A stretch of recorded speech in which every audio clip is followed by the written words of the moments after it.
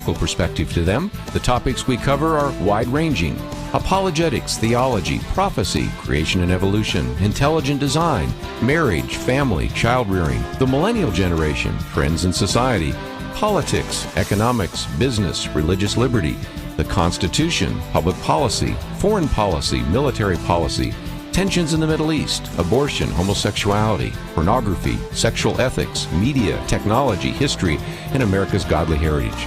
We talk about anything that affects your faith, your family, or your freedom. So don't go anywhere, because Point of View starts right now.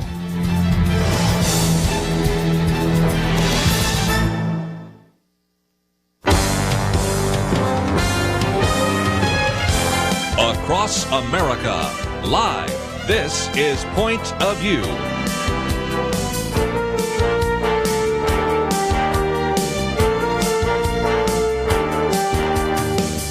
And now, Kerby Anderson. Thank you for joining me. It is our weekend edition. 2 hours to try to educate you about a lot of different issues. Obviously, we start off with some of the religious liberty victories and other issues that are a matter of some prayer. And a little bit later, of course, we're going to be talking about, again, our clerk, county clerk, which is Kim Davis up there in Kentucky, what has happened there, and get into some of those very important issues. We'll also be talking with Gary Bauer in the second segment about the Iran deal, and we have an action item for you as well. And before we are done today, I can't imagine we wouldn't talk a little bit about Donald Trump. He fumbled a few questions that Hugh Hewitt asked him about in terms of foreign policy, but also interesting new poll. Monmouth University poll says that not only is he leading, but on a head-to-head with almost every other candidate, he would beat them. In other words, 8 months from now, if it was maybe Donald Trump and Jeb Bush, he would beat him. And if it was Donald Trump and John Kasich, he would beat him.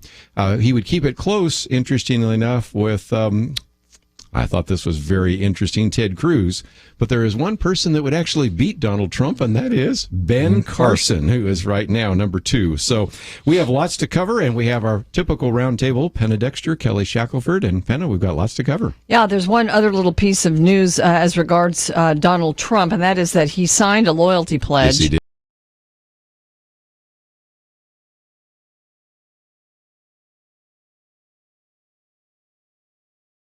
Really wanted to run third party, that anything would stop him from doing that. Right now, he's such a front runner, he doesn't really need to. Yeah, certainly doesn't. And again, that's a question that was asked at the first debate.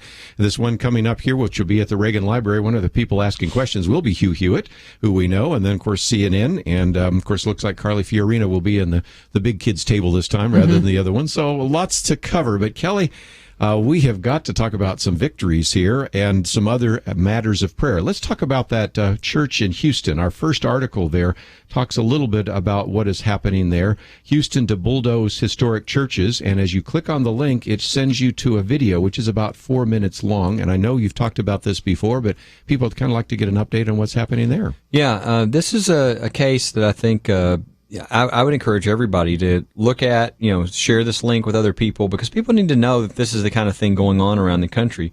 This is a very tough area outside of a major city, where basically what you had is you had people who were scared to even go through that neighborhood, and some black churches said, this is where we're going to take the gospel.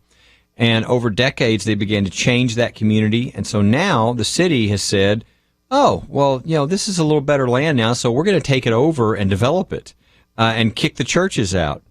And, well, the judge has just given her ruling this week in the case to, hopefully stop. Well, good news number one is the first church, the city and the government has actually backed off now and said, okay, we're not going to take your church and bulldoze it. That they were after. The judge said, well, I could see that you'd be burdened by them taking your property where you were going to have a tent revival and other things, but it doesn't look like a substantial burden to me because you've got some other property somewhere else, and ruled against the church. Wow. So you had this, this judge, the immediate thought is, I wish somebody would just take the judge's house and say, well, this isn't too inconvenient for you. You can just find another place to live. But this is a bad ruling. It's a bad precedent, and it sets the precedent that you can come and the government can just come and take over your property as a church if they think they've got a better use for it than the gospel of Jesus Christ. And so there's going to be another hearing next Thursday, but so far this is a bad decision that's come down in this case. You know, Penna, one of the things I've noticed when I wrote a commentary on this years ago is that oftentimes where this happens, they're oftentimes urban churches. Lots of times they're black churches. And it's amazing that the government can get away with that, because if it weren't for some of those churches, as Kelly pointed out a minute ago, those neighborhoods would be even worse than they were in terms of the kind of crime and violence that takes place. We've had a war on poverty for over 50 years, and we have to ask the question of our government, how much good has it done for some of these urban areas? It is the church that comes in and makes a difference. And so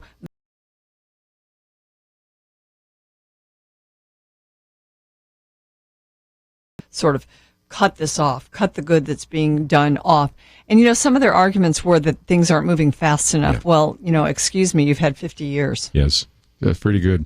Kelly, I want to get to another story just because I know we have Gary Bauer on in just a few minutes, and that is a very important settlement in terms of pregnancy resource centers. And I wanted to bring this up because whenever we've talked about abortion or pregnancy resource centers, I know we have a lot of listeners that work in those centers, and you have another great victory out of the city of Austin. Yeah, this is and I think people have heard about this. They've tried this around the country. NARAL and some of these groups came up with a statute that could be passed in cities that would essentially try to force pregnancy resource centers to put up signs that essentially say, we don't do abortions here, and all kinds of other stuff. In fact, some of the stuff they asked on those signs would actually be a lie. And that's what they passed. So they went, and Austin's a very liberal city, and they got this passed, and it was going to take the 4 pregnancy resource centers and really shut them down is what it was going to do. But it violates the Constitution. So we represented 3 of those religious pregnancy resource centers and filed a lawsuit. And the result of that lawsuit was not only a win, we won, the pregnancy resource centers won. They did not have to put up these signs, and the statute was declared unconstitutional. But we now have the extra add-on enjoyment of the city of Austin has now had to pay $480,000. I saw the check. That's amazing. So it's there's no Sun Tzu. I wish I had it memorized.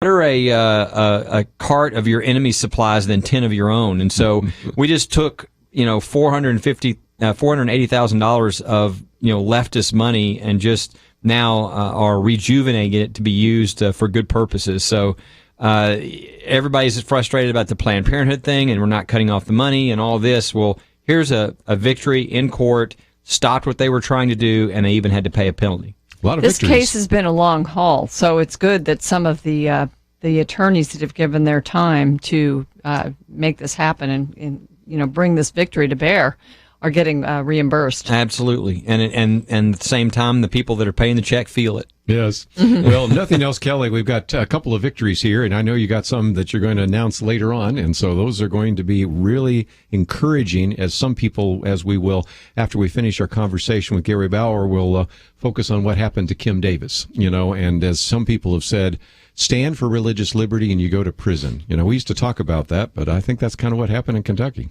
Absolutely. I mean, it's obviously something everybody's talking about. A local newspaper here, and we can talk about how the media is covering this, because this headline, I think, was just disgraceful that I saw in the Dallas Morning News, and it's exactly the type of coverage that this is getting, which is really incredibly biased coverage. We'll come back in just a minute and spend a little bit of time talking about the Iran deal, because we are joined by Gary Bauer for a few minutes. But as you go to our website, you'll find the first article there about Houston to bulldoze historic churches, and that will give you some facts and figures that might be helpful to you. And of course, you can also follow that link and find out more how you can protect your local pregnancy resource center. Second article there, can a Christian be a county clerk? And we'll get back to that in just a few minutes. But we have an Iran nuclear agreement. We'll talk with Gary Bauer about that right after this.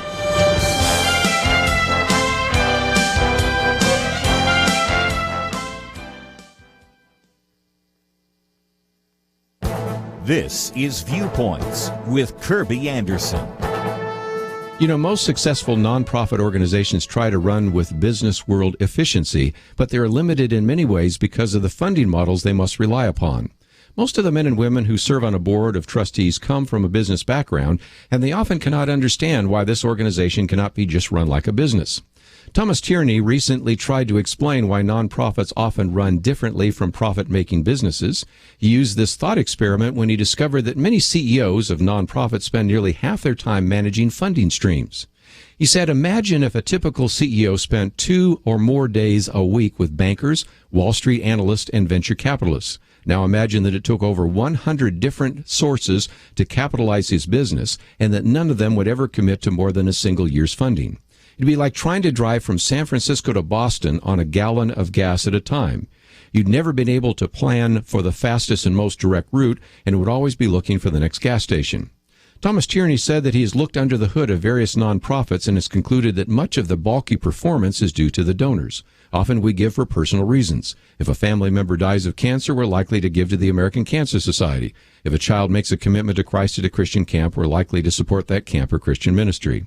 He also notes that we often give to lots of organizations. We need to avoid what I call peanut butter philanthropy, spending our resources too thin. We can't save the world by giving $1 to every worthwhile cause. All of this should not be an excuse for nonprofit organizations. They need to be effective and efficient, but they are different from businesses because of the funding models they rely upon. I'm Kerby Anderson, and that's my point of view.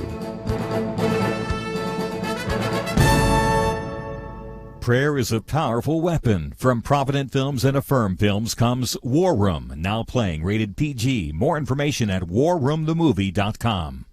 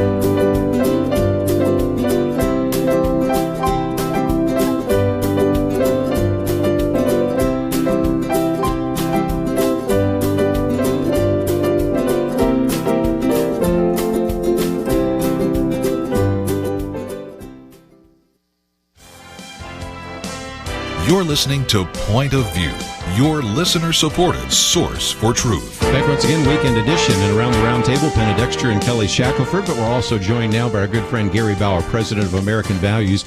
And you might remember the conversations we've had over the last couple of weeks. We've had various experts in, including former Harvard Law professor Alan Dershowitz, who has written a piece called The Case Against the Iran Deal. And we've talked about whether it's a treaty, and we've talked about whether or not we are going to have any kind of inspections. Certainly we don't have any time, anywhere inspections, and much, much more. So we wanted to spend just a few minutes talking with Gary Bauer, and we have an action item. So Gary, thank you for joining us once again here on Point of View. Well, thank you, Kerby. Always great to be with you and your co-host. Although I have to admit, I find myself pretty angry today, given what is happening right now on this treaty in Washington, D.C. Anybody that gets American Values knows that you go down this long list, and I'll just put up a few of those. The Rasmussen poll shows that 2/3 of likely voters believe this deal should not go into effect. 200 retired U.S. admirals and generals oppose it. Scores of arms control and non-proliferation experts say that it's not verifiable. That's enough to kill it, wouldn't you think? Well, it is. I mean, if logic was prevailing, if the normal legislative process was prevailing, the treaty would be dead already. But look, what's happening here, and I'm not sure this has actually been widely understood by the public, it's not only that it now appears that the president has enough votes to override a veto. The president is working nonstop to get to 40 senators, because if he gets to 40 senators, the United States Senate won't even be permitted to vote on the deal, one way or the other. So the Iranian parliament will have an opportunity, has had an opportunity to vote on this, but the United States Congress will be prevented from voting for it because of the efforts by the president and his allies to shut off any attempt to embarrass him by exposing the flaws in the deal. If you need to know what is wrong with the American political system and why 2/3 of the country says we're headed in the wrong direction, you don't have to look any further than the way something this important that affects our national security has been handled by both the media, the president, and by his allies. Gary, one would have thought there would be some enough Democrats that would understand the national security threat that is here. And I know that there really are. I think many do understand it. What happened to them? What happened that causes them to support this? I think it's a combination of things. Certainly the president is not shy about threatening people on Capitol Hill if he doesn't get his way. And, we've talked often about how the president has tried to transform the United States. Well, he certainly has done some of that, but he's also transformed the Democratic Party so that the wing of the Democratic Party that's been there for many, many decades of Democrats serious about national defense and national security has shrunk into almost non-existence. And so senators that were wavering on this were threatened that if they voted against the president, if they voted against this deal, that groups like Code Pink, MoveOn.org, these large so-called anti-war groups would end up going after these Democrat senators. And unfortunately, many of them put their own political careers, in my view, ahead of the national security of the United States and of our friends and allies like Israel in the Middle East. Well, Gary, I know you just mentioned, it's the president, it's his allies, but would you count among his allies, the Republican leadership? Because, if this hadn't been set up the way that they were setting this up, a lot of this wouldn't happen as well, right? You're absolutely right. I would particularly single out Senator Corker of Tennessee, who from everything I know, he's a very popular senator in Tennessee.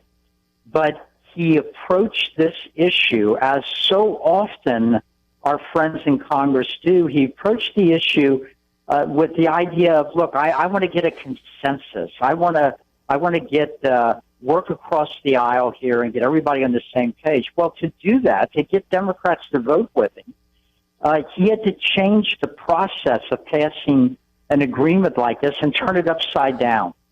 So instead of the president having to get 67 votes, he only needed to get 34 to be able to sustain a veto.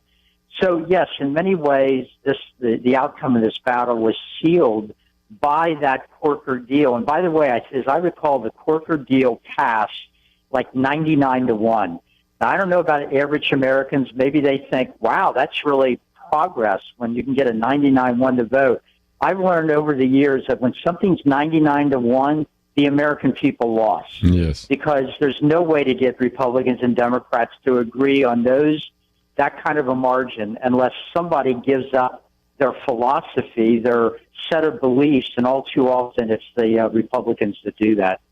Let me give some people some action items, and I want you to talk a little bit more about that. But one of the things we've encouraged people to do is go to our website, pointofview.net, or look at the email that just went out recently that says, oppose the Iranian nuclear deal. When you click on the Take Action button, then there's a place for you to put your name and address, and you should know your two senators, but if you don't, the good news is the computer will pull those two up. We have a suggested message, and then encourage you to either modify that or just hit the button that says send. And Gary, you point out something, because a lot of people said, well, once Barbara Mikulski, senator from Maryland, became the 34th senator, in addition to Bob Casey and a few others the days before, that, well, it's sort of a done deal. I don't think it's a done deal at all. I'd like to get an up or down vote. And when forced to really go on the line and vote about it, I'm not so sure how strong those 34 are. But at a time when the president is trying to get 40 so that we can't vote on it all, this is why I think we need to encourage every one of our listeners to go to that website or in some way or another communicate their feelings to their senators, don't you think?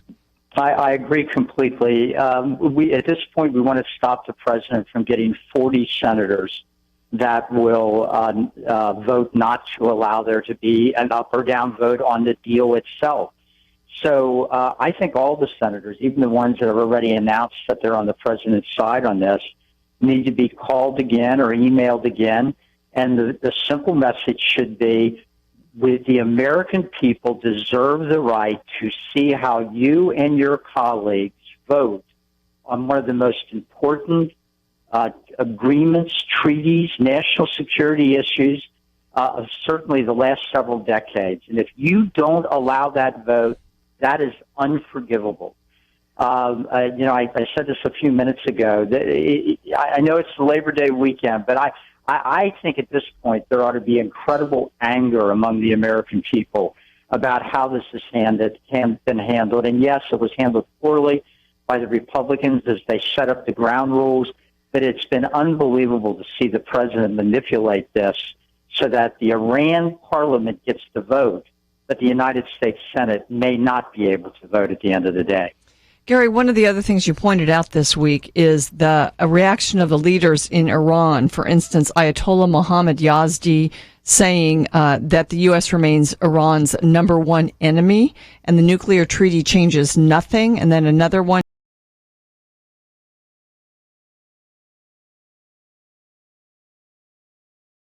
That should be enough to turn this thing back. Well, you're right, and the amazing thing is that every day these quotes are coming out, and interspersed between the quotes are announcements by other senators, Democratic senators, that they're going to vote in favor of the deal. It's as if they're living in a bubble, and they don't even bother to look at what's going on every day in the Middle East and what's being very openly said. You all probably saw this just horrifying photo in the last 24 hours of a dead refugee child on a beach, and it's galvanized Europe to see this child. Look, this deal guarantees war. There is no doubt about it. Iran is making it absolutely clear. Their intention is to wage a war against Israel, the United States, and our allies. This deal guarantees hundreds, thousands of dead children, Israeli children, children of other countries in the Middle East, because it empowers the worst nation in the region. It gives Iran $150 billion. So if people are weeping about that one child, as they should, they need to know that this deal being rammed down the Congress's throat by the president guarantees many more dead children in the years ahead. Gary, appreciate you taking the time out of your Labor Day weekend to share this with us, and we're going to mobilize as many people as possible, and thank you for being with us today. Great to be with you. Take care. Have a good long walk. Work off some of that frustration and anger. We'll take a break. We have a lot more to cover, but we need to take one of those mandatory breaks. We'll be back right after this. There was a young man doing a set of math problems, and after accurately completing them, since this was part of Common Core, it asked him to answer in a separate column why he put that answer. And he wrote next to each one, because it is. Well, in all seriousness, we really do need to have answers for why we believe as we do. Christian faith is not blind faith. It's faith in evidence. It's faith in one who has proved over and over to be faithful. Kerby and the team at Point of View provide answers for why we believe, answers for the positions we hold and the life we live. Consider how much those answers mean to you and partner with us. I'm setting up two targets, one a $30 target and also a $60 target. I want you to hit the bullseye on one of those today. Call us at 1-800-227-1444 or click the donate button at pointofview.net. And you can also mail a gift to Point of View, Box 30, Dallas, Texas 75221. The $30 target or the $60 target. Pray and partner with Point of View. Point of View will continue after this.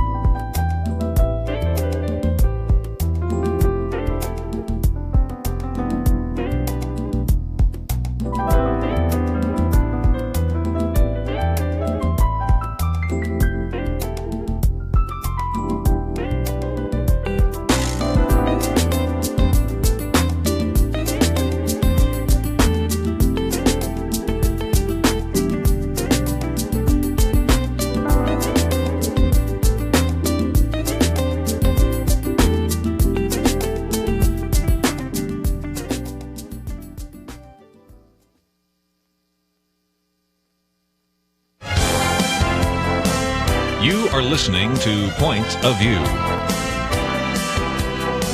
The opinions expressed on Point of View do not necessarily reflect the views of the management or staff of this station. And now, here again is Kerby Anderson. Back once again, weekend edition. Penna Dexter and Kelly Shackelford in studio. Let's get to the topic I know so many of you want to talk about. Started out this week where we were talking about Kim Davis and what might happen to her as the county clerk there in Rowan County. She's been there for 26 years, but 5 Supreme Court justices changed the rules about marriage, and she did not want to go along. And, of course, now we've been talking about what if. Now we're talking about what now, because she has been sent to jail for contempt of court. So I want to go around the round table and get some initial comments from some that haven't had a chance to weigh in over the last couple of days. And as you might imagine, I'll open up the phones again. The phones always ring off the hook when we talk about this issue. They have all week, and I'm sure they will again. 1-800-351-1212. Penn, I know you got some thoughts about Kim Davis there in Kentucky. Well, she served for 27 years as a deputy clerk, and then she was elected last year as county clerk. Yeah. And she can't be fired because she's an elected official. So I guess she would have to resign. But she's not. She's standing up for the fact that she does not think she should have to put her name on a certificate that unites 2 people in marriage that are the same sex. She doesn't believe in it. It violates her beliefs. So that's where we are. I've talk about it, and I think Kelly's much better qualified to discuss that. But I will say, in Kentucky, 75% of the people supported their marriage amendment, defining marriages between a man and a woman. And of course, we've had all the court battles over all the states, and judges have been overruling these marriage amendments. But when this woman, Kim Davis, took her job and swore her oath of office, marriage was between a man and a woman there. Right. And so she swore to uphold the laws of Kentucky, and that was the law of Kentucky. And by the way, the end of that oath was, "So help me God." There you go. There you go. Interesting.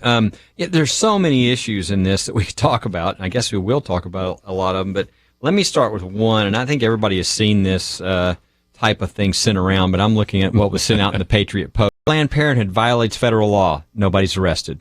Sanctuary cities ignore federal law. Nobody's arrested. DOJ runs guns to Mexican drug cartels. Nobody's arrested. The IRS illegally targets conservatives for audits. Nobody's arrested. Hillary Clinton violates federal law on classified information. She's running for president. The Kentucky clerk refuses to issue marriage licenses. She goes to jail. Yeah, there we go. I mean, incredible hypocrisy. I know Senator Cruz brought out some of those as well, but there are so many issues. The other one, I brought this because I know there's point of view listeners all over the country, but I'm in the Dallas area, and so here was the headline in the Dallas Morning News. It says, "Clerk chooses jail cell over issuing licenses." I mean, what an incredibly biased headline. Yeah, I mean, that's like saying, in Nero's days, the headline would be, Christians choose death over renouncing Christianity. I mean, she's not choosing a jail cell. I mean, a headline would have been that she's put in jail for not issuing a marriage license. But this is the kind of bias and stuff that's going on in the media and trying to vilify her. They even brought up her past before she was a Christian and tried to make, that something. But the biggest thing I want people to get from this, and it's kind of interesting. I've actually had friends call me and say, I know, I've understood and heard what you've said, but this is getting to me. This is making me realize that this is real and that this is on my doorstep. And that's what I would tell people. I've been saying for a while, in the next 5 years, we are either going to lose religious freedom or we're going to save it. And people are like, really? 5 years? I mean, it doesn't take too long to help them understand if they are paying attention. I mean, Penna did one of her commentaries recently, and it was about a conference where you had the gay rights leaders, right, where they said, we are going to end religious freedom as a defense within 3 years. Mm-hmm. And then they talked about all the millions of dollars that had been donated by liberal foundations for that very purpose. I think, was it like 10 million? They're targeting religious freedom. Exactly. It's not like an afterthought of the gay marriage ruling. It's an actual target of religious freedom by these groups. They are saying we're going to have this done in 3 years. And so people need to understand this is coming quickly. And really the question is going to be, there are plenty of people in this country with the beliefs if they're willing to stand up, and it won't happen. But the question is, are they willing to stand up? And so that's really going to be the question. So I just want to see beyond this just one and realize you're going to see a lot of this, okay? I mean, the first thing I said to my friend was, it was like, this really, I was like, well, why didn't the fact that the baker had their business destroyed and they were fined $135,000, why didn't that? I mean, very similar. Yeah. Okay, she's in jail. They had their family business destroyed and they're being persecuted still in court, and the $135,000 fine. So I don't know. I guess it takes different things, but I think a lot of people are waking up when they see she's being put in jail because she won't, violate her conscience and faith.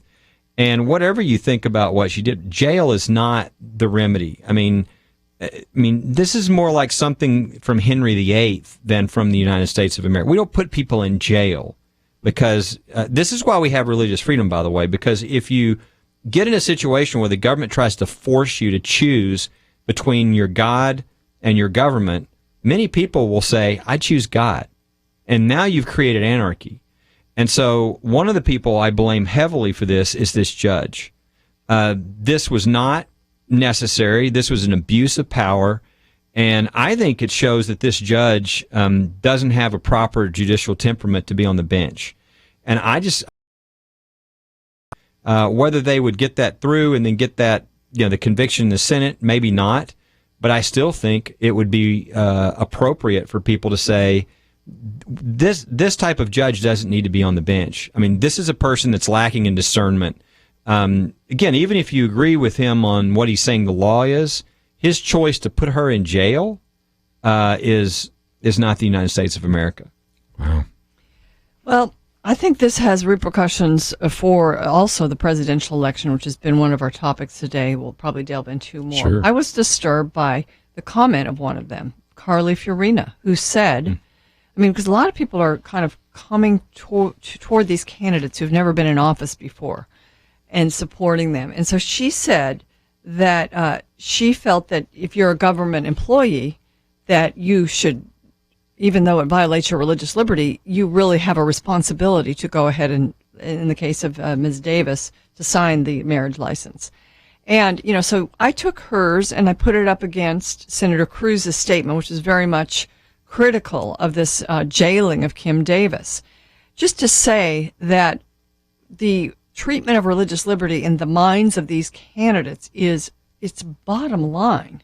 It is a bottom line issue of how you think about the kind of nation that we are. And the one that we're going to become, as Kelly mentioned, if we allow these things to happen within the next 3 to 5 years, we will be a country without religious liberty. And I've seen this in various commentaries just in the last 2 days, that if her rights aren't protected, we will be a country. I mean, she's a sign and she's a symbol in a sense. But if this is what we're going to do with people that have a religious conviction and they live it out, wow, we are in big trouble. You mentioned Carly Fiorina. I also want to put Chris Christie's comment on the table and get Kelly's suggestion on that. Because in Fox News Sunday, he said religious institutions should be able to decide how they conduct their religious activity. The rest of the folks in the United States need to follow the law. And so that implies, I guess, that the little sisters, the poor, need to just kind of knuckle under and go along. And let's at least be fair to Kim Davis. That is 26 years ago, now almost 27 years ago, she was pretty much assuming that as a clerk, either as a deputy clerk or now as the clerk, would actually be issuing marriage licenses for marriage the way it had been for thousands of years. Yeah. The only change was 5 justices, and it was changing so quickly that they even had to change the forms for gender neutral. Maybe one solution would be to take her name off of that form, but there are some possible remedies. But throwing in her jail, that's probably not one of them, is it? No. And I think what Penna said and what you said are, very important. If you're looking at presidential candidates, here is a real test. And I know I saw it because it was a headline. Said Ted Cruz's quote was the headline, which was, Cruz supports clerk unequivocally. That's that's pretty strong, okay? Yeah. And then on the other side, you got Fiorina, and you've got what Christie's saying, what Christie's saying is chilling. it's like you don't even have an individual right to religious freedom. It's only if you're in a church, your church has some sort of right, as long as it stays in the church. Yeah.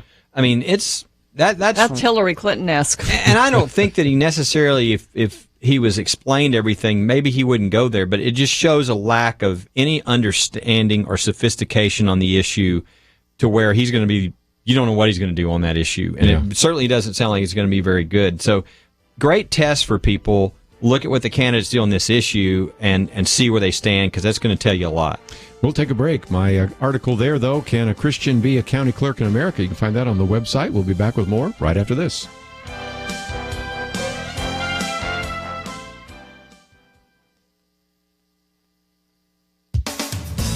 Genocide is a strong word, but it has a precise definition. It now describes the situation with respect to religious minorities, specifically Christians and Yazidis, in areas of the Middle East controlled by ISIS. Christians are being wiped out in the Middle East. In Iraq and Syria, they are being exterminated simply because they are Christians. They are being persecuted, tortured, and killed for their faith. I have a pin inscribed with the Arabic letter N. I got it from the Family Research Council. FRC hopes people will wear the pins, so when asked about them, we can explain that the Arabic letter N, painted on Christian homes in Iraq, stands for Nasrani, the Arabic word for Nazarene. Nazarene is a slang term for Christians in Islamic-dominated Middle Eastern nations. It's a label similar to that which identified Jews before and during World War II, and one ISIS employs to empty some of the oldest Christian communities in the world of Christians. Among the specific atrocities committed by ISIS against Christians and Yazidis are these: executions for not converting to Islam or as a terror tactic, beheading or crucifixion of children, organized sexual exploitation and torture, the capture of women and girls as young as 9. This includes forcing them into sex slavery, forcing them to convert to Islam, and requiring that they raise children born of these rapes under the ISIS form of Islam. All this is a part of ISIS' quest to create a global Islamic caliphate that has been purged of all people they consider unbelievers. One of the consequences of ISIS atrocities is the worst refugee crisis since World War II, with 4 million internally displaced persons within Iraq alone. Many are living in tents and containers in northern Iraq. Few refugees are trickling into the U.S. On August 5th, the Catholic News Agency reported only about 28 of Syria's approximately 700,000 displaced Christians were granted U.S. visas, though 906 Muslims were granted the same. Another agenda seems to be receiving more attention. Last week, the UN Security Council held its first ever meeting on the persecution of homosexuals by Islamic State terrorists. After the meeting, the United States ambassador to the UN, Samantha Power, said it was, quote, a sign that this issue is getting injected into the mainstream of the United Nations. But what about the genocide of Christians? Last year, Congress passed legislation to create a post, special envoy to promote religious freedom of religious minorities in the Near East and South Central Asia. But the White House has yet to fill this position. This spring, 43 members of Congress wrote the president asking him to move swiftly to fill this spot.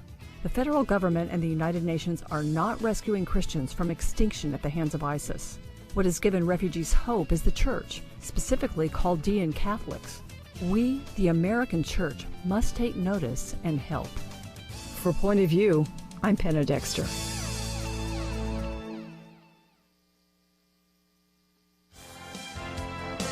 Now, back to Point of View, your listener-supported source for truth. Weekend edition, if you'd like to join us, 1-800-351-1212. Mention the column by Terry Jeffrey that I put up there, Can a Christian Be a County Clerk in America? And he says, can a Christian be a county clerk? But also, what about a Christian doctor, a Christian nurse, a Christian public school teacher? Sounds like some of the things Kelly Shackelford has said on this program. But let's take a call or two as we move along, because I know many of you have some comments or questions. So we'll head up to Alaska first. KJNP. Michael, you have the floor. Thank you, and Jesus is Lord. I just wanted to make a comment. This is really infuriating what's happened to Kim, and it's not only her. I see this as an attack against individuals. It's an attack against Christian businesses. It's an attack against Christian families. It's an attack against the churches overall. And this is where the church needs to come to our senses and make an understanding clear to our so-called leadership that doesn't even follow our laws and, excuse me, and we need to tell them very clearly that not only is this not acceptable, we will show you what it's like not to be listened to, and this is what we will do if you continue to persist in this persecution. I think all of us are aware right now that actually this sexual perversion bill and everything else, when the people of California spoke in droves to this issue of not redefining marriage, this is a reflection not just of what Christian values are, but of what the people in the nation think. And these few people, these judges that have turned against the people of America, they need to be dealt with. One of the options that we have as the church, we can stand for righteousness, and we can say, okay, if you won't listen to what we are telling you, and you're supposed to be our representatives, then we'll take this is the Labor Day weekend, we won't go back to work. By tens of millions of us across the country, we won't go to our jobs. And if you refuse to do what's right, and you refuse to do what is, just normal common sense values, then we'll shut this place down and make you beg us to go back to work, because this country will come to a screeching halt if tens of millions of Christians united with one voice and said, not going to happen anymore. We're done with this. Yeah, let me give Kelly a chance to just maybe respond, because you're talking more about the idea of impeaching this judge or something like that. I mean, everybody's got representatives, and that impeachment articles are drawn up in the House. So just a matter of talking to your House member, seeing if they're willing to do that. And there are a lot of things. I do think that it's about waking up. I mean, this issue of religious freedom, as I said, is going to be decided. It's either going to be lost or we're going to save it in the next 5 years. And it's totally going to be a matter of whether Christians are willing to even stand up. Yeah. And how many will? I mean, Michael's talking about, all of us not going to work on Tuesday. I just started to wonder that. I wish we could do something like that, or I wish we could all have a march in Washington, D.C., where 1 million people are there. It's tough to get Christians to, even after all this, it's a question that one of our callers said the other day, what's it going to take? How far does this line have to keep moving before some people say, wait a minute, this is a line that's drawn in the sand and you cannot cross it. This is a bridge too far. Yeah, well, I mean, I think this hopefully is starting to get that. I mean, again, I think the bakers, the florists, and all those cases should have woken people up. I mean, the chaplains we've been representing who have been persecuted. I mean, all these cases in the military and otherwise where we're seeing all this happen and Christians are really being the target. I think it's starting to come home to people. And look, one real practical way is, and the way our system is built is in the ballot box. And we've got people running for president now. How many of them are coming out boldly? That better be a question in the next debate, don't you think? And so I'm not just talking about Ted Cruz coming out boldly and then Chris Christie and Fiorina coming out with not very strong statements. What about the others who are silent? Okay, now Huckabee is very strong, right? He came out strong. You need to look at what they're saying right now. If they're scared, if they're not speaking to it, guess what? They're not going to be your champion. That's exactly right. And so that's a way that, and evangelicals, I mean, can easily control the election. I mean, there's so many not even registered to vote, much less of the half that are registered, only half of those vote. I mean, even a small move in the churches of people that take their responsibility seriously would change everything. So it's definitely something in the control of the people of this country. I think, we've got an abundance of riches. There is on the Republican side of talented people out there. It's really an opportunity for Christians, I think, because we see these things they really are a tipping point as far as our freedoms. And so when people start to see it, and I think Christians are waking up because of all the different cases, the businesses, the wedding vendors, and now this. But if the candidate is not willing to, if they're trying to say this to one group and something else to another group, that's not politics that's going to work right now. It has to be a candidate who will tear things up root and branch and overturn the way the system's been working and the incestuous way things are going on. And that's why, of course, I think there's a real desire for that in all the issues, and that's why Donald Trump is rising right now. He's really a symptom of that desire of people. But as believers, as the church, we have to very, very prayerfully look at the field and see who would really do that. And, for some people and who are believers and pro-life and all that, it's not Trump because he's not really strong on those issues. But it's just the ballot box is where we make a difference in this country. It's not everybody leaving their jobs. I mean, that's a nice and great idea, and it would work if people did it, but people aren't going to do that. But they can go to the polls. I mean, I don't know how many times you hear us say this. Every 4 years in the presidential race, we say, get involved in the primaries. If you aren't registered to vote now, you should probably get registered so that when the primary in your state comes along, you can vote in that. This is important. Do you want to end up with two people that you don't like? Well, if you do, it's your own fault. And there's, everybody needs to understand this is a very different year. Within 30 days, 21 states will vote. Okay, so I think in the past, a lot of times, Iowa, New Hampshire, South Carolina, they knew they were really in the race. But everybody else was kind of like, well, by the time they get through with those and a few others, it's kind of over, and my vote really doesn't. It is not that way this year.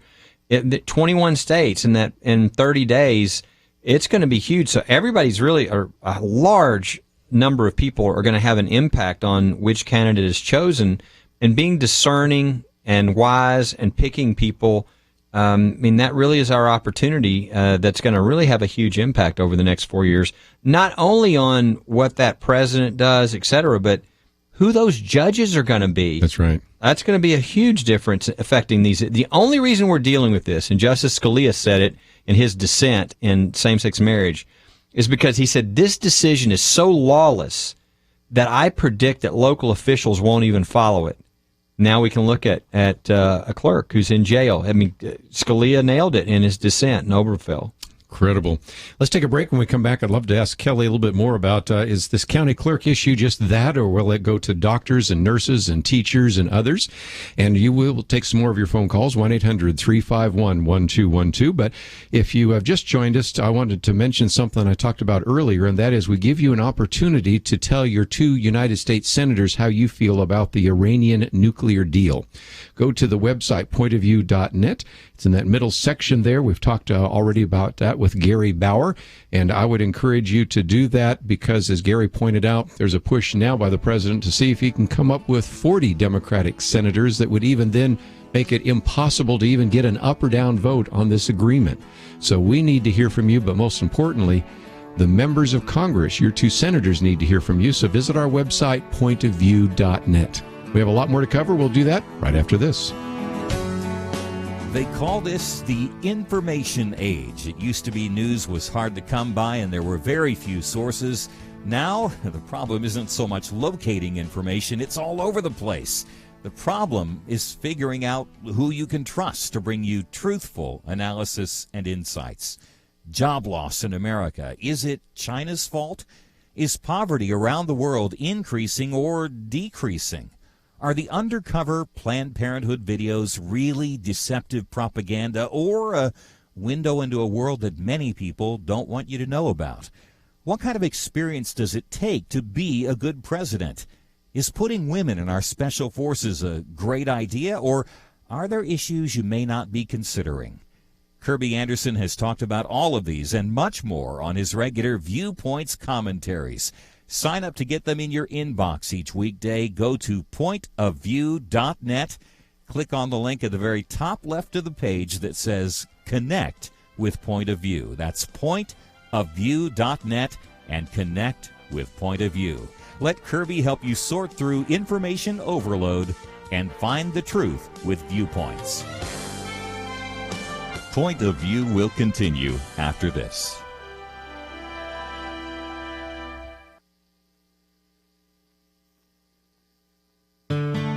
I just thank God for y'all. I listen to you every day, truly. I wanted to thank y'all for everything you do each day to inform Christian families and our community about the things we can do, and just the way you're so informative. I listen to you daily and love you guys and appreciate you so much. God bless you, Kerby, for keeping this show so on track, and for the decades of wonderful help to this nation that Point of View has been. We're all big fans of your work, and we pray that God will just prosper it. As a Christian, over the years that I've followed this program, I am constantly challenged to be on guard and to evaluate what's going on. And if for no other reason, to protect the caliber and the truth of your programming, I need to participate and to back your program financially to ensure that the truth stays out there for people to hear, to view, and to be a part of.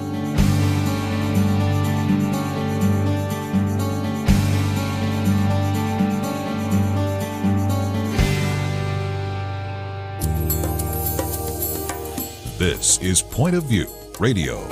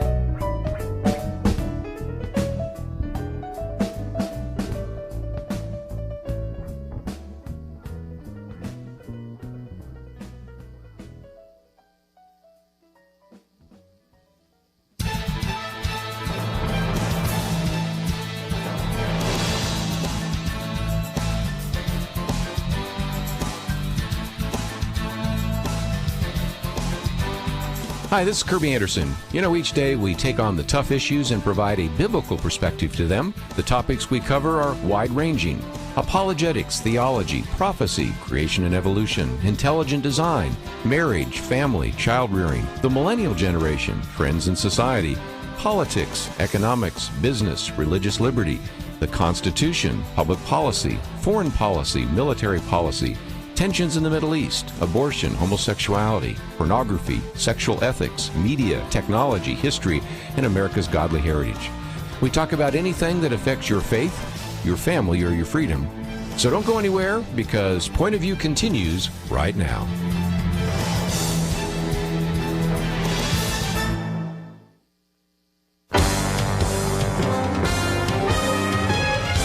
Across America, live. This is Point of View.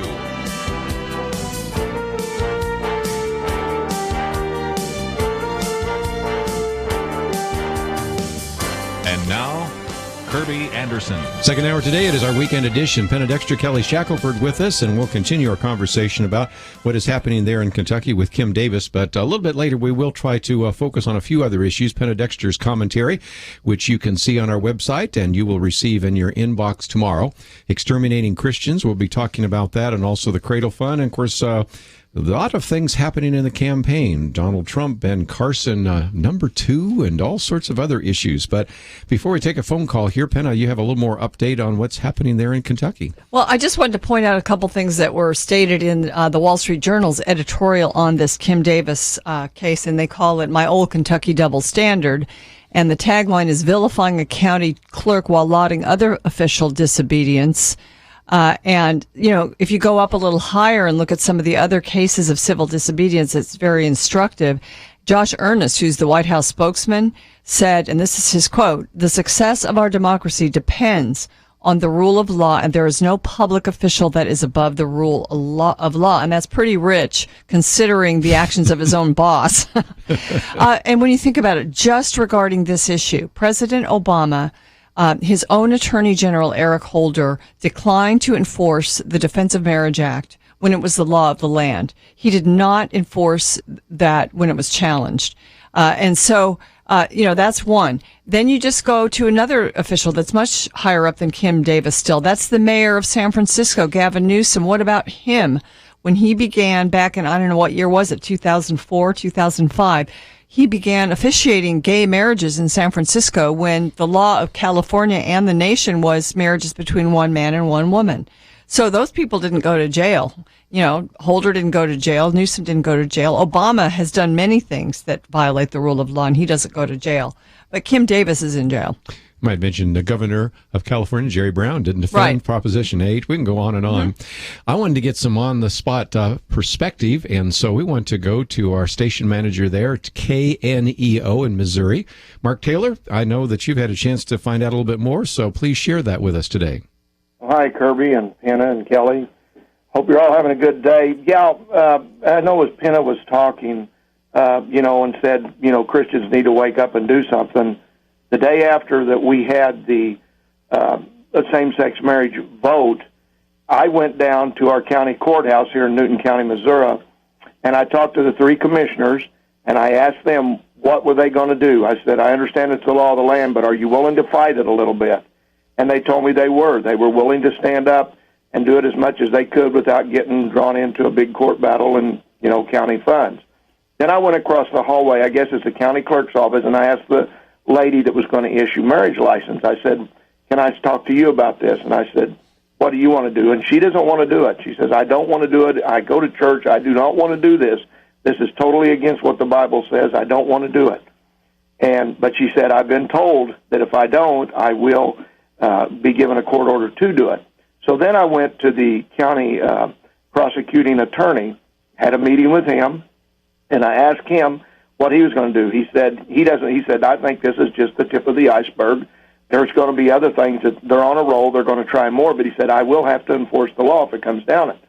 So I asked them all 3 groups the same question. I said, okay, I don't know what you believe completely, but I said, we all know we have to die. So if we have to die and we leave this earth, the Bible says we have to stand before Jesus and that he is going to be our judge.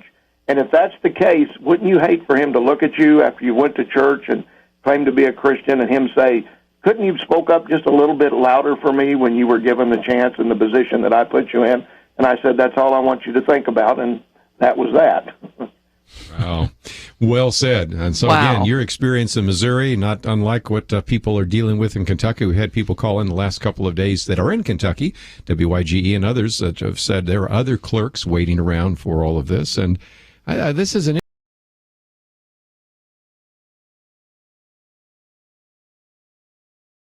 wish. I mean, this is so typical what Mark was told, and it wasn't accurate, and so typical of how many we've gotten calls from a lot of clerks and a lot of judges and a lot of people looking for. I mean, there's actually federal law that says not only can you not discriminate against people in the workplace because of their religion, but as an employer, and that includes the government, you have to accommodate the religious beliefs of your employees if you can do so. So, a lot of these places where there's a clerk who they say, I can't issue this license. Well, are there other people there who can issue the license? Yes. Then, but what they're saying instead of that is they're saying, well, if that clerk won't do their duty, then they need to resign. No, that's not the law. It never has been the law. I mean, that they're totally wrong when they say that's the law. That clerk doesn't have to. We don't want people put in the position of having to choose between their job and their faith. And if there is any way to avoid that, we want to avoid that. And that's what the law says. And I can't tell you how many of these calls are where, well, that clerk couldn't do it, but the other clerks could do it, and they were fine. And it avoided a situation because those people didn't have those religious beliefs. So when people say, well, I've got to do this because, the attorneys told me I have to do it, I mean, that's not right. And so I hope that if people are out there and they think these kind of things, that they'll at least call Liberty Institute, talk to one of the lawyers and find out what your rights are. And that's not just government employees. I mean, that applies to you in the workplace, in a private place of business. You have not only the right to not be discriminated against religiously, because that's the federal law, but they have to accommodate your religious beliefs if they can. And so our law is built heavily to treasure and to protect religious freedom and to not put people in a situation of being fired or having to resign versus follow their faith. One thing I think we have to understand about this particular case with Kim Davis is she's been very clear that she is not trying to stop all same-sex marriages in her county. She just does not want to be forced to participate because this violates her beliefs. So there are let's just put some of the great minds together and be creative and figure out ways. Maybe perhaps after the break, during our calls about this, we can talk about some of the ways that the state of Kentucky could deal with this, because there are things they can do. Mark, I appreciate you telling us a little bit about your experience there in Missouri. And I gather from what you're saying that all of them decided that they were going to issue same-sex marriage licenses. Well, they haven't yet, but they are fighting against that, and they are willing to fight this a little bit. I was proud of our commissioners that said, we're willing to take this to the third, the fourth level, whatever we can do, because we want the people to know that we're not for this. It sounds like you have their back, Mark. Yeah, and that's what I just want to encourage more people to do. Go to your courthouses and talk to your officials. And have them, if they don't know the law, they're not sure if they're protected, they're scared, have them call Liberty Institute. I mean, again, it's free, and it's free lawyers who specialize in this. And we're happy to walk people through the freedoms that they do have in this country and that don't have to believe these things they're hearing. Well, Mark, I appreciate you calling in. We appreciate our partnership with you at KNEO. Thank you all for what you do as well. We'll take a break, and then we have opportunity when we come back to talk about some solutions. A few of you on the line here want to talk about some of those, and Penna has some ideas. You have some, so we'll talk about what could have been done instead of throwing her in jail. I think that's an overreaction. As a matter of fact, that's an understatement. We'll be right back.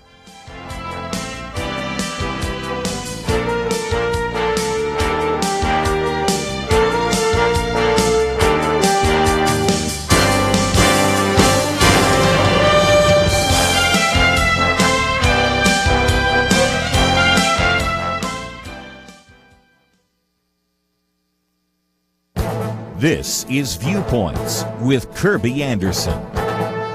You know, most successful nonprofit organizations try to run with business world efficiency, but they are limited in many ways because of the funding models they must rely upon. Most of the men and women who serve on a board of trustees come from a business background, and they often cannot understand why this organization cannot be just run like a business. Thomas Tierney recently tried to explain why nonprofits often run differently from profit-making businesses. He used this thought experiment when he discovered that many CEOs of nonprofits spend nearly half their time managing funding streams. He said, imagine if a typical CEO spent 2 or more days a week with bankers, Wall Street analysts, and venture capitalists. Now imagine that it took over 100 different sources to capitalize his business, and that none of them would ever commit to more than a single year's funding. It'd be like trying to drive from San Francisco to Boston on a gallon of gas at a time. You'd never been able to plan for the fastest and most direct route, and would always be looking for the next gas station. Thomas Tierney said that he has looked under the hood of various nonprofits and has concluded that much of the bulky performance is due to the donors. Often we give for personal reasons. If a family member dies of cancer, we're likely to give to the American Cancer Society. If a child makes a commitment to Christ at a Christian camp, we're likely to support that camp or Christian ministry. He also notes that we often give to lots of organizations. We need to avoid what I call peanut butter philanthropy, spending our resources too thin. We can't save the world by giving $1 to every worthwhile cause. All of this should not be an excuse for nonprofit organizations. They need to be effective and efficient, but they are different from businesses because of the funding models they rely upon. I'm Kerby Anderson, and that's my point of view. Prayer is a powerful weapon. From Provident Films and Affirm Films comes War Room, now playing rated PG. More information at warroomthemovie.com.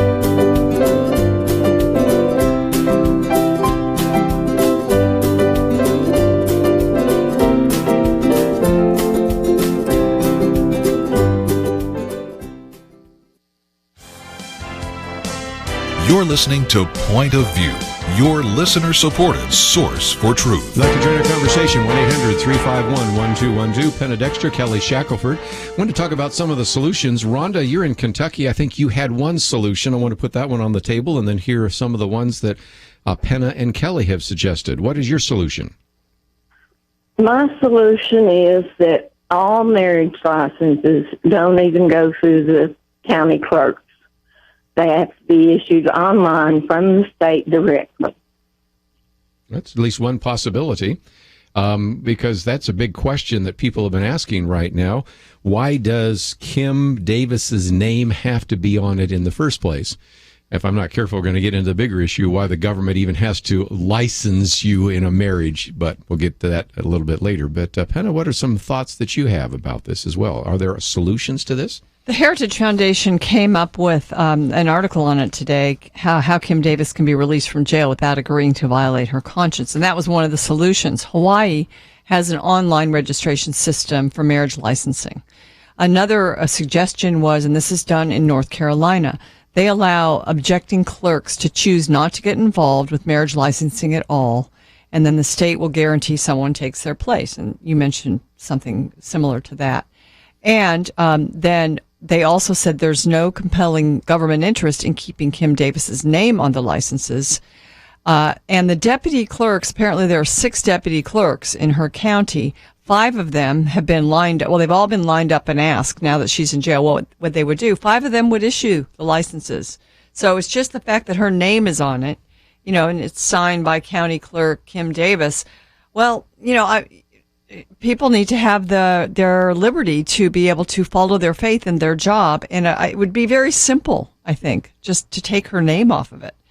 I mean, put the I don't know. Do you have to have a name on a marriage license? Does that make it invalid? Yeah. Well, we've got some questions about that. So those are some of my other calls here.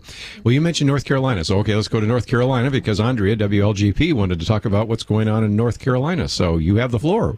What's going on there? You know what, Kerby? I appreciate you guys so much. Thank you so much, Penna, Kerby, the whole panel, Kelly, all of you. I am proud. I want to say that, Penna, out loud. I'm a woman. I am so proud. I guess you help me with this because I don't understand politics very much. Kerby, help me with this. That Pat McCrory, our governor, and I guess it means Congress in Raleigh, has said, you know what, we have watched this thing in Kentucky, and we watched the legalization of same-sex marriage on the 26th of June from the Supreme Court level, and they were not going to touch. I like this, Kerby. I'm a Christian. They would not touch the religious issue. Amen. They would not touch it. And so now it is an issue. And you know what her husband, Kim Davis's husband, said? They said, how long is she going to stay in jail? You know what he said, Penna? As long as it takes. And she won't resign. And so I guess I'm just throwing it to you, because I'm very proud to be in North Carolina. I guess our governor has made a stand. Tell me what you think about that, because I'm not really good at politics, but I feel pretty proud right now. What did your governor say?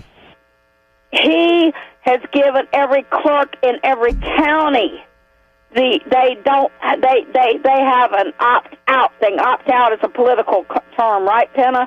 Opt-out means you have a choice, and he has said, the governor apparently, and I guess that means Congress, because you can't do it without Congress, has said, you know what, hey, Kentucky was, 70% for the marriage amendment? North Carolina, amen, was 68% for the marriage amendment. 68%. And our voice was overridden. And I think our governor, and I feel proud. I don't know if I should or not. I'm a doubter. I'm a Christian, but I'm a doubter. I'm a Thomas. But you know what I think? I feel good because I think that giving clerks of court an option, makes sense. Because Kim is a Christian, and you know what? I bet there's a Christian attorney in the what do you call it, the wind or whatever. I bet this will be in the news. And I bet this will be like the florist and the baker and the kid in school. Let me give Kelly a chance to respond. I want to give Kelly just a chance because we're getting up to another couple of breaks that we're going to be taking here. But opt out, does that make sense? Is that kind of like this idea? That's just what I said. The federal law really is. It allows an accommodation, and so that's exactly what should happen. I mean, again, think if you're an employer and you've got an employee that there's some mandatory religious ceremony they have to be a part of on a certain day. And you say, well, then you're fired.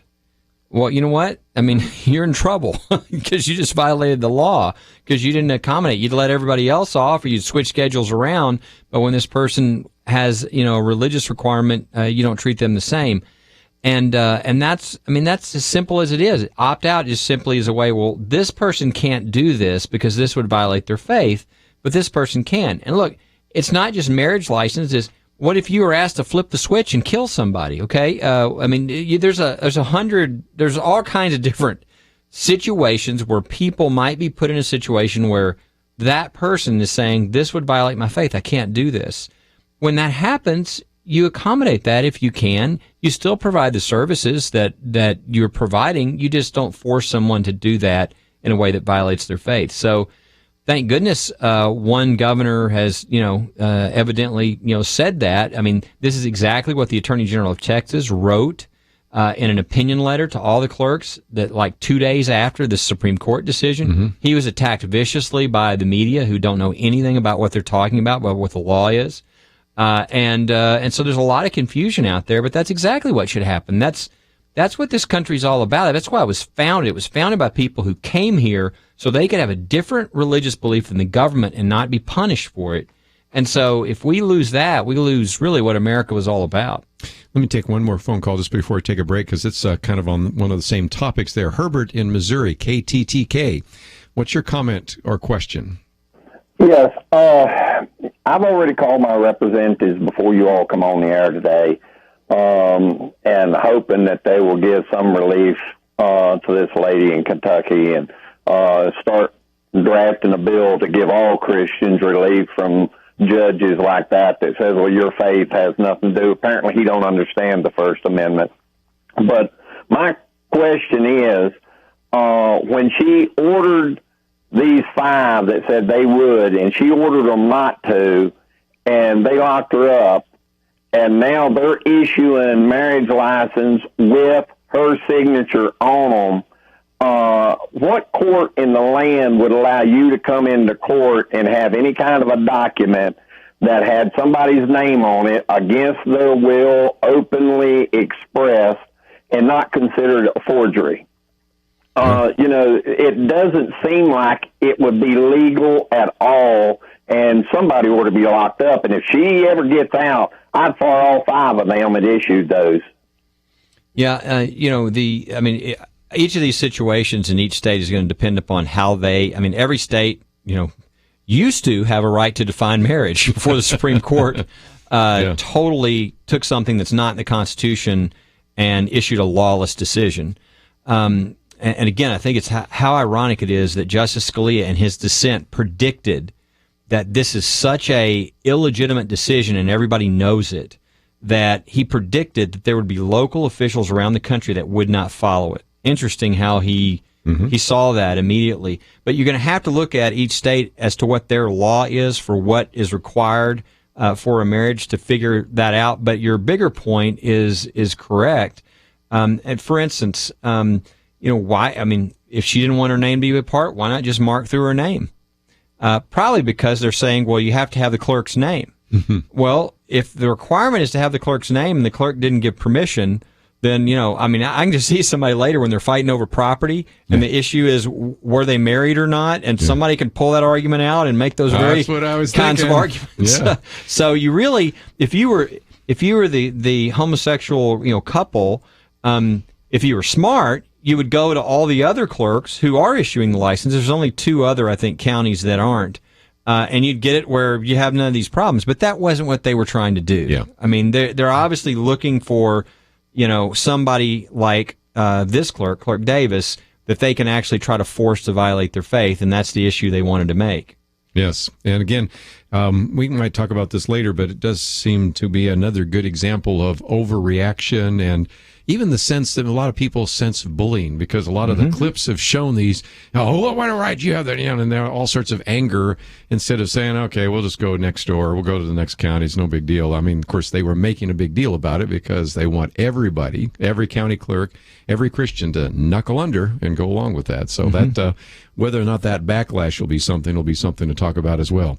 Let's take a break. When we come back, I did want to spend a little bit of time getting some comments around the table about the campaign. We are less than 2 weeks away from a presidential debate, and Ben Carson has been surging. We've mentioned that, and of course there were some questions asked of Donald Trump related to foreign policy, and also, of course, Penna Dexter, as you will hear a little bit later, if you are listening online, her commentary on exterminating Christians, another very important issue we'll put on the table.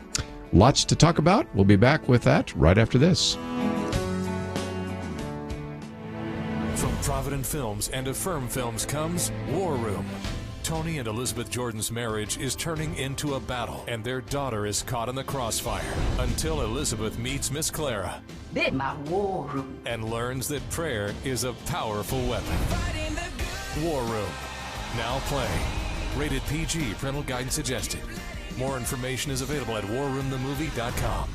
Have you ever wanted to walk where Jesus walked? To stand in places where the Apostle Paul proclaimed the gospel and saw the world and people's lives changed? In May of 2016, you can do just that on a 15-day tour of Israel and Greece with Point of View's very own Kerby Anderson.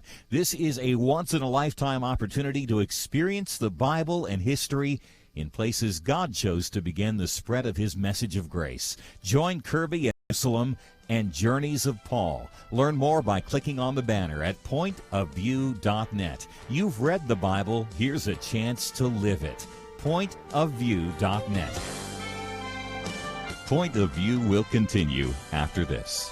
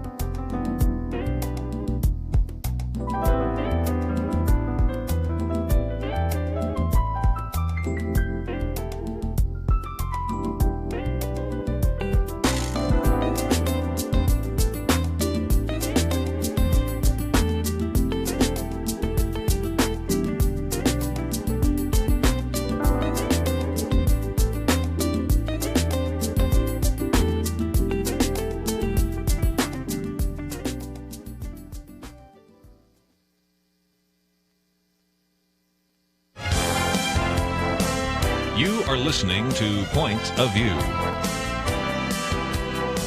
The opinions expressed on Point of View do not necessarily reflect the views of the management or staff of this station. And now, here again is Kerby Anderson. Final half hour, if you'd like to join us, 1-800-351-1212. Penna Dexter, Kelly Shackelford. And we'll get back to the clerk in just a minute, but I did want to spend just a few minutes talking about the campaign. I know that some of our roundtable will not be with us next week, and that will be just before the next presidential debate. So I wanted to get the wisdom of the people around the table. And speaking of wisdom, sometimes people say you're very wise. Well, I wasn't wise enough to predict the world that we're in right now. I would not have predicted that Donald Trump would still be number one. There is no chance in the world that I would have predicted that Ben Carson would be number two. I've met him.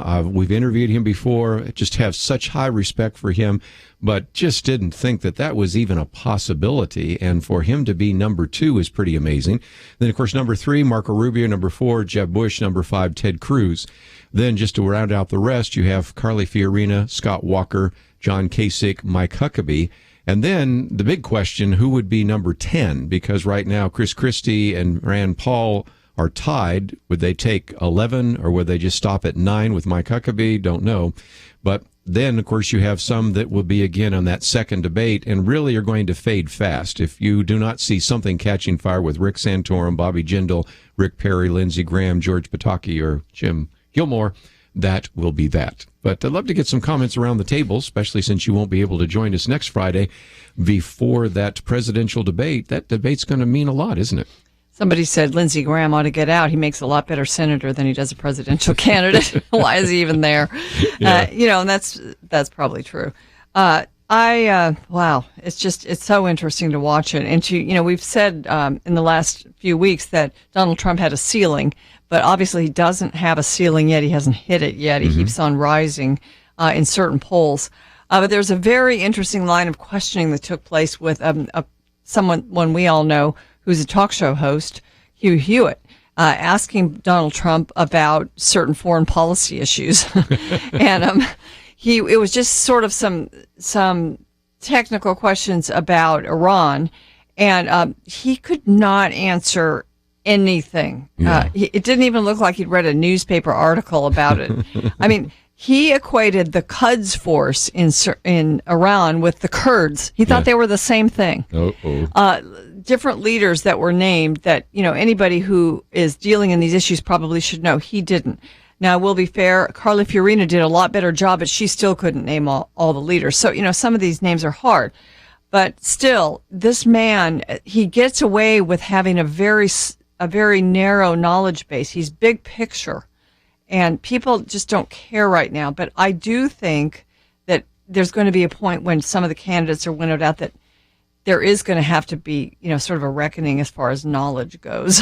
I think the point of these polls is it shows Donald Trump beating everybody in the Republican primary, except somewhat of almost a statistical tie with Cruz, and then Carson beating him. And I think what that's really speaking to is... You may say that those are the three that will remain standing, possibly. What do you think? Well, I don't know. I think what's going to happen is definitely first you're going to have, of the people that are willing to stand against the establishment, people that have either never been in, which would be, Trump, Carson, and Fiorina, or a Ted Cruz who's been in but has been anti-establishment.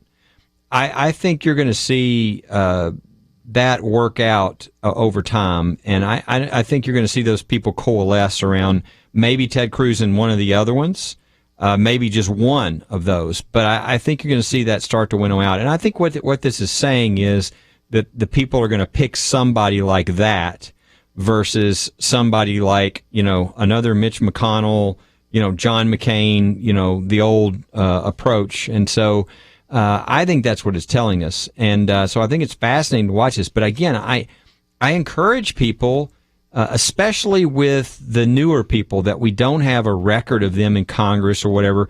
I mean, again, everybody thinks it's an advantage. They're not sort of soiled by the system. But you can kind of project what you hope they'll do onto them versus what they'll do. So when you have opportunities like this situation in Kentucky, you need to watch very closely how they respond. Yes. And, again, Ben Carson, I think a lot of people would be surprised by his response, which was obey the law. Obey the law. That's the Supreme Court ruled, et cetera, which, again, I think a lot of people that really like Ben Carson would go, oh, I don't want him to say that.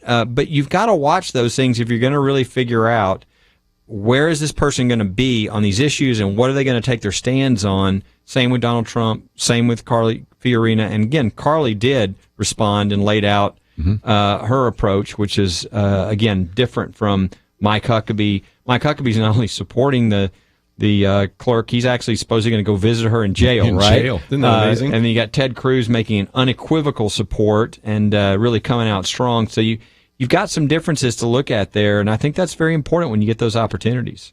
You do wonder if this religious liberty issue might help Bobby Jindal rise, because that's a big issue for him, whether that would help Mike Huckabee, because he's going to visit her in jail, and whether or not some people are going, Ben Carson, I thought I'd get a better answer than that from him. I don't know. We'll see. Yeah, we've got this polling, and you always remind us, Kerby, of where we are in the summer and where the parallel 4 years ago. So in 2011, at this point right now, the Michelle Bachmann wave was kind of ending. Yes. And the Rick Perry surge was on. September 1st, there was nearly a three-way tie between those two and Romney. Romney is the one that won Iowa, which was interesting, and got the nomination. So we've seen Scott Walker doing very well in Iowa. Now he's faded. We now see Donald Trump. Of course, he's been out on the attack against Jeb Bush. Jeb Bush is now turning it around back at you. He's cut an ad, and he's speaking now against Trump. He had to make a calculated decision to do that because of the tremendous support for Trump. He decided he had to do it. That could make a big impact as he starts to tell truth about Trump. It may not help him as much as it helps other candidates. It might help a Cruz, because Cruz is an anti-establishment candidate, but he's also a person who knows how to get things done. He's been in office. So who knows? I mean, that could happen. But I do think it's a good thing. I'm happy that Jeb Bush is now pointing some things out about Donald Trump, that, where he's been on one side of the issues and has changed very recently to other sides. So everything is still very much in flux. This is so interesting to watch.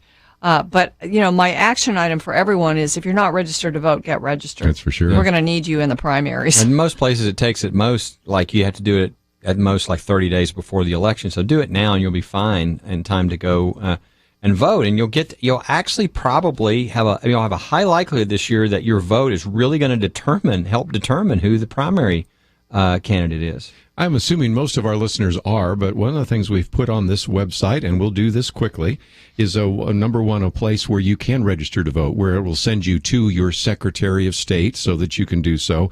And then we put up a little program, which is amazing, where you can determine if you're registered to vote. Because, for example, I moved this year. I know I'm registered to vote because I did all of that, but sometimes people forget. And I know my two kids are still registered at our old house, so, those kinds of things need to take place. But just before I take another phone call, Penna, talk about this. Hugh Hewitt, we know him. He's been on the program with us before. He really said, I would like a commander-in-chief to know something. Do you not know who the head of Al-Qaeda is, Zarqawi? Do you not know who the head of ISIS is, Abu Bakr al-Baghdadi? I can come up with those names, and I'm not even running for the presidency. Donald Trump didn't know any of those. I would think you'd want to know some name, other than Osama bin Laden, don't you think? Well, I think in some senses, if he's smart, which he tends to be smart, he will start to study up on the things that are important. He will do that. But I have contended since before this all started that that the presidency is not an entry-level position to there you go. govern. And, there's just a body of knowledge and ability to deal in politics that you need to have before you're the president of the United States. Now, it seems like it's all being turned on its head with regard to what the public cares about right now. But as I just said, it's early, number one. Number two, this man, he can say anything he wants. He's a marketing genius, and he knows what appeals to people. But as we get serious and as people begin to think about who they're going to vote for, if he doesn't know a lot, I think it's going to change the equation. Right now, people don't care. I think Hugh Hewitt probably scared a few people. I mean, Ben Carson's thinking, okay, if I don't study up on this, Hugh Hewitt's going to ask me a question. You wouldn't ask somebody to do brain surgery that had never been to medical school. Why should we ask you to be the president if you can't name at least one or two of the people that are the terrorists that we're trying to fight right now? Now, I might need more time, but I mean, I do think there's an argument that Trump made that's a really good argument. Yeah, they might not be around, and I'll get really talented people. And I think there's some truth to that. I think on foreign policy, I think people say all kinds of things when they run, and they really don't know. Yeah. I know people like Bush tried to bring in experts to get them ready. But until you see the intelligence and people turn, even Obama turned as soon as he came in office. So I think foreign policy, there might be some truth to what Trump's saying, that I'm going to have to wait until I can talk to the generals and talk to everybody else if I'm really going to get good information. Yeah. And again, that's why we need to find out from those individuals, who would you appoint as your Secretary of Defense or State? So we'll take a break. We'll be back with more right after this.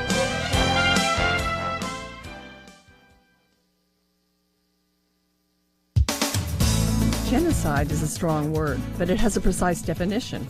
It now describes the situation with respect to religious minorities, specifically Christians and Yazidis, in areas of the Middle East controlled by ISIS. Christians are being wiped out in the Middle East. In Iraq and Syria, they are being exterminated simply because they are Christians. They are being persecuted, tortured, and killed for their faith. I have a pin inscribed with the Arabic letter N. I got it from the Family Research Council. FRC hopes people will wear the pins, so when asked about them, we can explain that the Arabic letter N, painted on Christian homes in Iraq, stands for Nasrani, the Arabic word for Nazarene.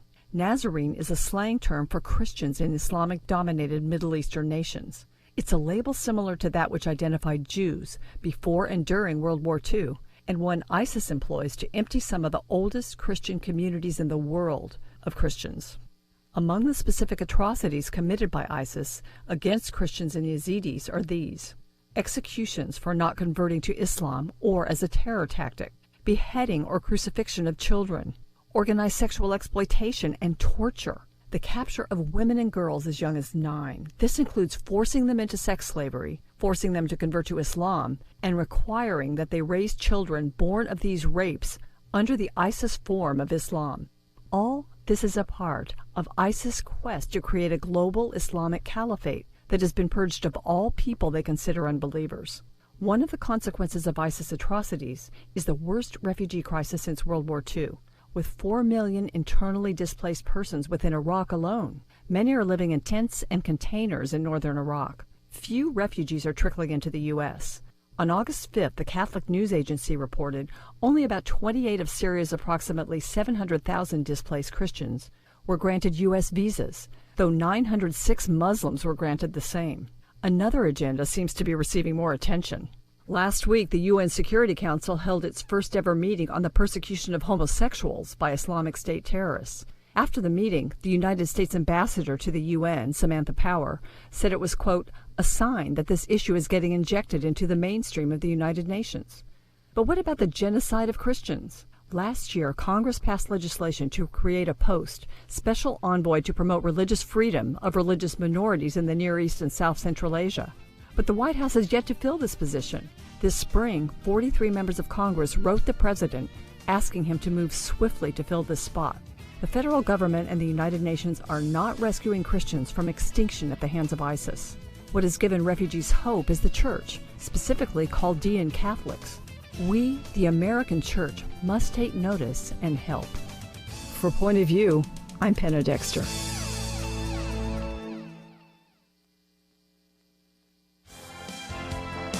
Now, back to Point of View, your listener-supported source for truth. Time for a few more minutes. For those of you that listen online, you just heard Penna Dexter's commentary, Exterminating Christians. We're going to get to that in just a minute and take some more phone calls if we have time. But Kelly, you have a chance to remind us of a very important special on Fox News, and I thought it would be good because both Penna Dexter and I have written commentaries about these Planned Parenthood videos, and this in-depth research kind of project and report is coming out tonight, isn't it? Yeah, I don't know how many people have heard about this, but there's going to be a special on Fox News Channel tonight.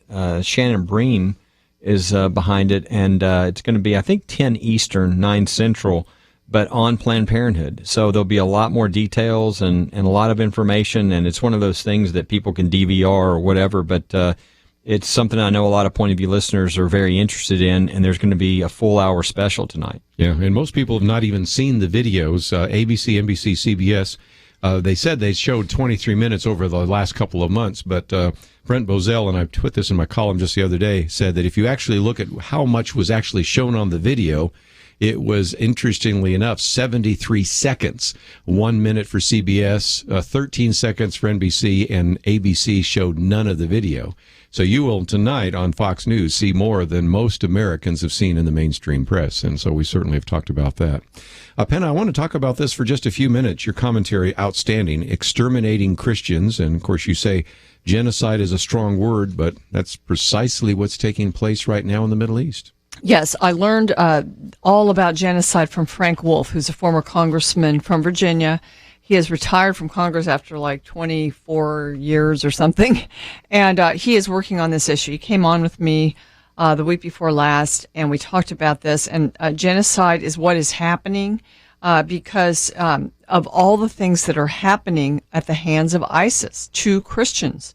Executions for not converting to Islam, beheading or crucifixion of children, organized sexual exploitation and torture, capturing women and girls even as young as 9, forcing them into sex slavery, forcing them to convert to Islam, and requiring that they raise their children born of the rapes under the ISIS form of Islam. So it's a genocide, and our State Department, we have a position, actually, that's sort of a religious envoy that's supposed to oversee things like this. And we don't, that has been authorized by Congress, and the administration has not even appointed a person to go into that slot. And, that just demonstrates how little they really care about it.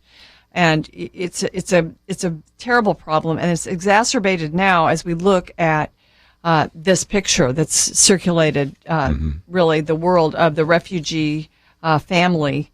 They're going from Syria to Europe to try to get out, to try to save their lives, and this little Turkish boy that's laying on the beach, he's lost his life. That's a picture of what's happening. So there are millions of refugees, and there are millions of refugees in Iraq who have gone into the north. Right. Now, you have the Chaldean Christians who are helping these people in the north, and that's about it. You don't really have much help from the American government or the United Nations. And that's what Frank Wolf was saying as he joined me on the radio. He wasn't really saying we need to force the Obama administration to do this, because we can't force them to do anything. But what he was saying was the church needs to pay attention. This should be an issue in churches on Sundays, that our brothers and sisters are being persecuted for being Christians in these places. And so it ought to be, the issue needs to be raised. There are certain organizations like Open Doors that are doing things, or the Voice of the Martyrs. But every Christian, really, as a believer, we ought to be concerned with this. And so that's why I wrote the commentary. And Point of View is actually doing something about this. You might want to explain it. It's called the Cradle Fund. Sure. First of all, let me just mention that Penna's commentary goes out. Actually, it's on the website right now, but we also mail it to those of you that get my commentaries. My commentaries we send you every day, Monday through Friday. We send hers on Saturday, so you get the full meal deal. But one of the things we did when we had Johnny Moore on, because his book is entitled Defying ISIS, was afterwards, Warren Kelly and I said, we need to do more than just talk about this. What can we do? So we asked him, and of course the Cradle Fund is run by a Southern Baptist who has real good connections with the United Nations, and this provides funds for individuals, and it is given to the pastors in these refugee camps. So we really try to empower the church, and we've shown some pictures and talked about this before. We are talking about, and you talk about this in your commentary, about individuals that are in tents or in containers. These are individuals that are oftentimes middle-class individuals that were in Iraq, whose kids maybe went to the University of Baghdad and then left with the clothes on their back. I mean, we're not talking about poor people. We're talking about people a lot like us sitting around the table that find themselves now in a refugee camp with no clothes other than the clothes they have, no warm clothes, no food, no place to sleep. And so we have actually decided, and we've done this before, with the Cradle Fund to take every contribution, and it's on the commentary that you wrote. It's also on our website. We give 100% to them. And so then when we had Johnny Moore on a while back, we said, well, we were really surprised. We raised $35,000, and that was pretty good. And so then a couple of weeks ago, he was speaking at my church, Prestonwood, and I caught him, and he said, "Oh, thank you for what you're doing." I said, "Well, no, I got to tell you, money's still coming, and it's now over $50,000, which we sent those 2 checks, and we wanted to make an opportunity one more time for you if you wanted to do so. This is money that goes directly into the hands of the pastors who then distribute it to these refugee camps. And as we talk about Christians that are being wiped out in the Middle East, do what you can. And if you don't want to support the Cradle Fund, that's fine, but it's very Christian-oriented. Then Samaritan's Purse, Voice of the Martyrs, Open Doors, do something, because this is our Holocaust. None of us were around when the Holocaust took place in the 30s and 40s, but this is our Holocaust, and we need to do something. Yeah, I think one thing you can do is people that you know that are believers, it's not on their radar. So you could email them, for instance, the link to Point of View, or just, keep this kind of dialogue going about the persecuted church. They out of sight, out of mind sometimes. And so I think it's a time to begin, again, just talking about this. And, this is, again, not to be, catch people too by alarm, but, I mean, this is where we don't want to go. Yes. And which is why when you start seeing things happen, you stand up here and you say, that's not what this country's about. We don't put people in jail because they won't violate their religious conscience. That's, we don't have a king. We don't have Henry VIII. We have, the United States of America. And we were founded for the very reason of not having this. So we need to support our brothers and sisters overseas, and we need to actually be good stewards of what God's given us here. I would certainly say so. We have a lot of victories, and I'm going to tease this. We got a victory next week you're going to announce. So can I get you back on the program, maybe just by phone for a few minutes? And, absolutely. Yeah, we've got some big news that will be released Tuesday, and I think it'll be exciting. Everybody's hearing all these bad news for, like the clerk here from Kentucky and others, but we've got some pretty big news that'll be national on Tuesday about religious freedom. Started the program with a lot of good news, and if you haven't had a chance to hear that, you can listen to it on the podcast. But just before we go, we also had one action item, and we had Gary Bauer with us, and that is an opportunity for you to let your 2 United States senators know how you feel on this Iranian nuclear deal. You can go to the website, pointofview.net, click on the button that says Take Action, put your name and address there. It will surface your 2 United States senators. We have a suggested letter, but you can change it and modify it how you want. Hit send, and you will have done your civic duty. For those of you that don't want to go to the website, we did send out an email to those of you that receive an email, and that'll give you a link there as well. Penedexter's commentary will be one that will arrive, and if any of you want to take that and post it on your Facebook page, she's done a really good job of summarizing it, as she does every week, and we have that link there to the Cradle Fund. So lots of things to cover. I know I won't have a chance to do the roundtable with you guys next week, but I know you'll be busy, so we'll call everybody together in 2 weeks. View.net. Take the time to find those links to Liberty Institute, watch that video, find out more about what churches can do, all sorts of things. We've got the links there. Made it really easy. Want to thank everybody who's been involved in the program. Have a great Labor Day weekend, and we'll see you back next week. Modern life is go, go, go, and Point of View is absolutely ready to go with you. I dare say that most of us have access to either a smartphone or a tablet, maybe even a computer that is app-based. There's a new way to keep up with Kerby and the team, the free Point of View radio app. With quick links to listen to the program live, to keep up and share Kerby's meaty and insightful viewpoints, commentaries, read articles on issues we're talking about that impact you and your family. Did you know you can also watch the show? Yes, radio with cameras. You can access that through the app as well. There's a link to our action alerts, how to find us on the radio across the nation, ways to contact us, and so much more. Visit your app store, iTunes or Google Play. Search for the Point of View radio app. There's no reason not to take us with you. The free Point of View radio app, available now for Apple and Android devices. And when you get it loaded, there's one more button I'd like you to press, the one that says Donate Now. Join Truth Team 360. Support us financially as we support you with the truth that you need. Point of View is produced by Point of View Ministries.